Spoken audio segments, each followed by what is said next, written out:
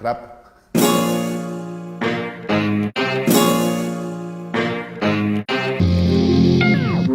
Aujourd'hui, si on regarde l'utilisation, on va dire, des espèces au niveau mondial, ça représente encore plus de la moitié des transactions.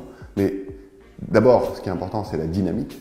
Et on est clairement en train de vivre cette marginalisation des espèces qui ont été quand même le moyen d'échange dominant depuis 28 siècles, depuis l'invention de la monnaie dans le royaume de Lydia au 7e siècle avant Jésus-Christ. Néanmoins, ça recouvre des situations très différentes, et ce dans toutes les zones géographiques. La Chine a basculé très très vite, l'Inde est en train de basculer, l'Afrique, notamment avec le Kenya et la Tanzanie, ont déjà basculé massivement. Et si on prend même l'Europe, et c'est peut-être plus étonnant, la Suède, le Danemark, la Norvège, donc l'Europe du Nord, sont aux alentours de 2-3% de cash, mais l'Allemagne est à 80% et la France au milieu est aux alentours de 45%. Donc on a passé à la baisse la barre des 50%, ce qui est une première étape, mais on sent bien que tout ça est un mouvement très profond de bascule mondiale vers une situation où le cash devient marginal. Cette grosse dynamique de marginalisation des espèces est liée à 3 phénomènes. Le premier, c'est une volonté des gouvernements et des grands acteurs pour réduire les espèces, parce qu'on sait bien que les espèces sont aussi utilisées pour le financement du terrorisme, la fraude fiscale et tout un tas d'autres pratiques, on va dire, frauduleuses et qui ne plaisent pas tellement aux États.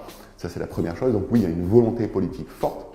Il y a un deuxième aspect qui est une volonté des grands commerçants, que ce soit des commerçants physiques ou des commerçants en ligne, parce qu'il faut comprendre que pour eux, la gestion des espèces est un gros problème.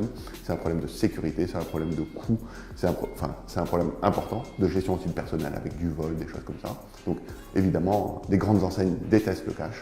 Et c'est évidemment une très forte demande de la part des personnes physiques, des individus, pour plus de praticité, et aussi dans certains pays où on n'était pas encore à des systèmes de paiement électronique, où on était encore des pays massivement cash, typiquement l'Afrique, la Chine, pour des questions de sécurité. Aujourd'hui, évidemment, la seule interface qu'on voit comme suffisamment répandue, dominante dans le monde entier pour prendre le relais des anciens moyens de paiement, c'est le smartphone, mais c'est aujourd'hui.